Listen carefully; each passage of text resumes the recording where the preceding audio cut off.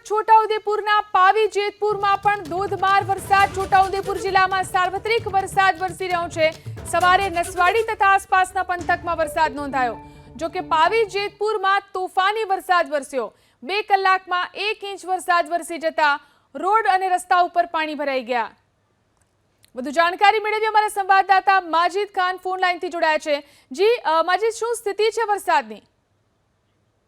જિલ્લામાં ગત રાત્રિથી વરસાદી માહોલ જામ્યો છે અને રહીને વરસાદી ઝાપટા પડે છે, પરંતુ ધોધમાર વરસાદ પડે છે, જેને લઈને અત્યારે પાવી જેતપુરમાં 8 થી 10 વાગ્યાના 2 કલાકમાં 1 ઇંચ કરતા વધુ વરસાદ જે વરસ્યો, તેને લઈને રોડ રસ્તા ઉપર પાણી ફરી વળ્યા। તો ગત રાત્રિએ પણ બોડેલીમાં 2 કલાકમાં 1.25 ઇંચ જેટલો વરસાદ નોંધાયો હતો। આજે વહેલી સવારથી છોટાઉદેપુર, નસવાડી, પાવી જેતપુર અને બોડેલીમાં રહીને જે ઝાપટા પડી રહ્યા છે વરસાદી, તેને લઈને વરસાદી માહોલ બરાબર જામ્યો છે અને જે હવામાન વિભાગે જે આગાહી કરી હતી તે મુજબ જ અત્યારે છોટાઉદેપુર જિલ્લામાં વરસાદ વરસી રહ્યો છે।